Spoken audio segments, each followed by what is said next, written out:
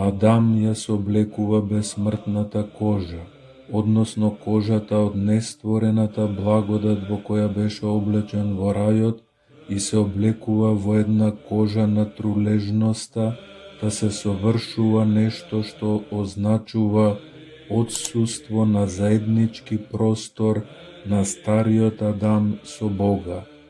Чистиот понеделник е првиот ден на прогонството на Адам од рајот. Тој ден мнозина православни христијани го негуваат чувството дека и самите се наоѓаат во едно духовно вавилонско робство и дека го почнуваат подвигот да се вратат во својата вистинска татковина, во својот вистински и единствен Јерусалим, а тоа без друго е воскресението Христово. Воскресението од мртвите е нашата вистинска татковина. Како ќе се вратиме во неа? Првенствено со простувањето.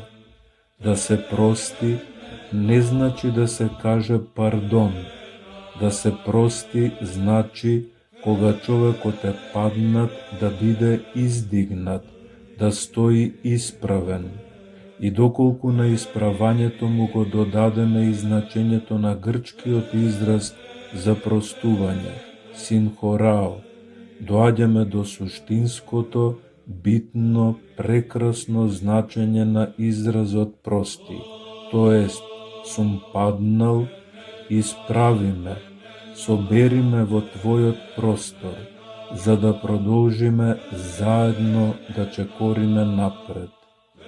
Затоа Христос во Евангелието вели: ако вие не им простите на луѓето, со други зборови, ако вие не ги исправите, не ги соберете во својот простор и не продолжите заедно напред, тогаш и јас нема со вас да продолжам заедно напред.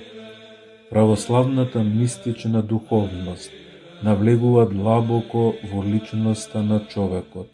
Имено светиот Софрони Сахаров ги толкува стиховите од првиот псалм: блажен е оној човек кој не оди на собор на нечестиви, и вели дека нивното значење е следново: блажен е оној човек кој не беседи со темните и лоши помисли, туку сиот свој ум го исполнува со љубовта Божја.